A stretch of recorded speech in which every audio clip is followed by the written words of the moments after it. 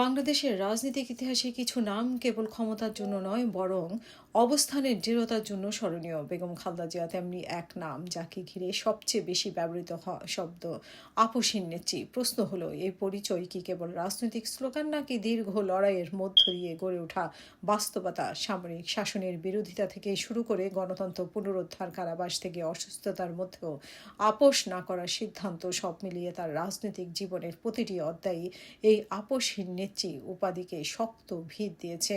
1981 সালে রাষ্ট্রপতি জিয়াউর রহমানের নিহত হওয়ার পর বেগম খালেদা জিয়া নিজেকে আবিষ্কার করেন গভীর অনিশ্চয়তার মধ্যে। রাজনীতিতে কোনো পূর্ব অভিজ্ঞতা না থাকা সত্ত্বেও দুই সন্তানকে সঙ্গে নিয়ে তাকে নিতে হয় জীবনের সবচেয়ে বড় সিদ্ধান্ত।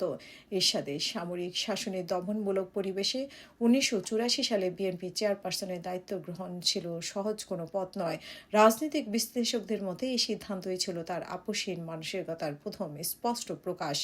1980-এর দশকে সামরিক শাসন হোসেন মোহাম্মদ এরশাদের বিরুদ্ধে সবচেয়ে সংগঠিত আন্দোলনের নেতৃত্বে দেয় 7 দলীয় জোট। এই জোটের প্রধান মুখ ছিলেন বেগম খালেদা জিয়া।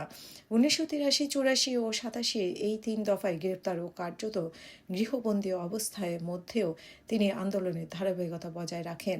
সামরিক সরকারের সঙ্গে কোনো ধরনের সমঝোতা না যাওয়াই ছিল তার রাজনৈতিক কৌশলের মূল ভিত্তি। এখন থেকেই তাকে স্বৈরাচার বিরোধী আপসহীন নেত্রী হিসেবে চিহ্নিত করা হয়। 1990 সালে গণ অভ্যুত্থানে শেখ হাসিনার পাশাপাশি বেগম খালেদা জিয়া ছিলেন অন্যতম প্রধান নেতৃত্বের মুখ। এই সময়ে অনেক সম্ভাব্য রাজনৈতিক সমঝোতার প্রস্তাব এলেও তিনি ক্ষমতার ভাগাভাগি বা গোপন সমঝোতার পথে যাননি। চূড়ান্তভাবে এরশাদের পতন ঘটে এবং দেশের গণতান্ত্রিক নির্বাচনের পথ উন্মুক্ত হয়, যা তার কঠোর অবস্থানের রাজনৈতিক সাফল্য হিসেবে বিবেচিত হয়। 1991 সালে নির্বাচনী বিজয়ের মাধ্যমে বেগম খালেদা জিয়া বাংলাদেশের প্রথম নারী প্রধানমন্ত্রী হন। তার নেতৃত্বে দেশ আবার সংসদীয় গণতান্ত্রিক ব্যবস্থায় ফিরে আসে। রাষ্ট্র পরিচালনায় কাঠামো বদলে এই সিদ্ধান্তকে অনেক বিশ্লেষক গণতন্ত্র পুনর্গঠনে তার দৃঢ় ও আপসহীন রাজনৈতিক অবস্থানের ফল হিসেবে দেখেন। 2001 থেকে 2006 সাল পর্যন্ত শাসনামলে তিনি অভ্যন্তরীণ রাজনৈতিক বিরোধ, জোটগত চাপ এবং আন্তর্জাতিক সমালোচনার মুখে পড়েন। বিরোধীদের অভিযোগ ও কূটনৈতিক চাপ সত্ত্বেও তিনি নীতিগত প্রশ্নে সহজ সমঝোতায় যাননি।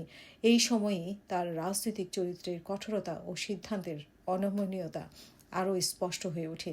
2013-2015 সালের রাজনৈতিক সংকটে সরকার ও আন্তর্জাতিক মহল থেকেও সংলাপ ও সমঝোতার চাপ এলেও বিএনপি জানায় আপোষ তাদের রাজনৈতিক নীতি নয়।